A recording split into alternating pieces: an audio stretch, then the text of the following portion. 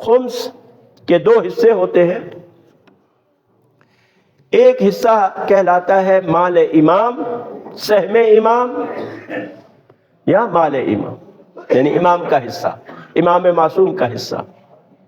اب جب امام علیہ السلام پردہ غیبت میں ہے تو اس صورت میں یہ حصہ جامع الشرائط مجتہدین جو امام زمان علیہ السلام کے عام نائبین ہیں، ایک خاص نائب ہوتا ہے، ایک عام. خاص کیا ہے؟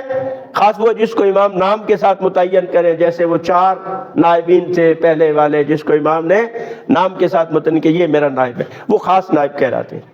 لیکن اس کے بعد امام نے فرمایا کہ جو بھی ہمارے فقہا ہیں، راویان حدیث ہیں، مجتہدین ہیں، میں ان پر حجت ہوں اور یہ ہماری طرف سے آپ پر حجت ہے، ان کو دیں.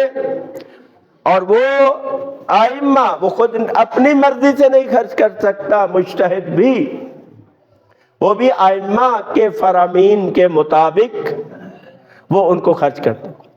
چونکہ مال امام کے خرچ کرنے کے لیے ضروری ہے کہ وہ امام کی منشا کے مطابق خرچ کیا جائے،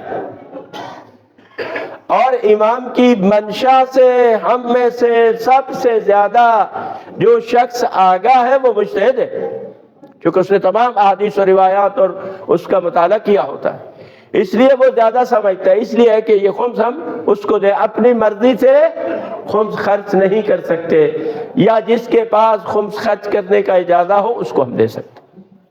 دوسرا حصہ اس کا مال سادات ہے، یعنی غریب سادات، مستحق سادات، نہ یہ کہ جو امیر ہے، مالدار ہے، کھاتے پیتے، وہ خمس کے مستحق نہیں ہے، جو غریب سادات ہے. اب مستحق کی بھی اپنی ایک ڈیفینیشن ہے، وہ اس کے مستحق ہیں. اب اس میں بھی آیت اللہ العظمیٰ سید علی سیستانی کے جو مقلدین ہیں ان کو انہوں نے اجازت دی ہے کہ وہ اپنی تشخیص کے مطابق آپ غریب سادات میں وہ سہم سادات دے سکتے ہیں، لیکن سہم امام مجتہد کو، یا جس کے پاس مجتہد کا اجازہ ہے یا جو مجتہد کا وکیل ہے، اس کو آپ دے سکتے ہیں. سہم سادات آپ خود خرچ کر سکتے ہیں اپنی تشخیص پر کہ جو مستحق ہو. اور احتیاط یہ ہے کہ وہ کہتے ہیں صوم و صلات کا بھی پابند ہو جس کو آپ دیں. ایسے سید کو آپ دیں کہ جو خدا نہ خواستہ اس کو کسی گناہ میں صرف نہ کرے، نشے میں نہ خرچ کرے، اس طرح سے.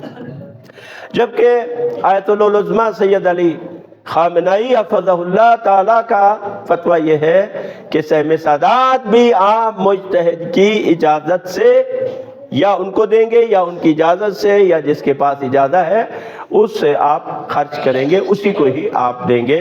اس کے اور بھی بہت سارے مسائل ہیں، انشاءاللہ آئندہ خطبات جمعہ میں اس خمس کے مسائل کو آپ کی خدمت میں بیان کریں گے. بس میری آخری آپ سب سے یہی گزارش اور آپ سب کو تاکید ہے کہ ایک دفعہ ضرور آپ سب جو بھی ہیں ایک دفعہ ضرور اپنا جائزہ، جو نہیں دیتے خمس، کہ آیا مجھ پر خمس واجب ہے، یا ایک دفعہ حساب کر لیں، کسی عالم کو، کسی بھی جس پر آپ کو اعتماد ہے اس کے پاس لے جائیں، اپنا مسئلہ بتائیں، میری یہ مالی صورتحال ہے کہ آیا مجھ پر خمس واجب ہے یا واجب نہیں ہے.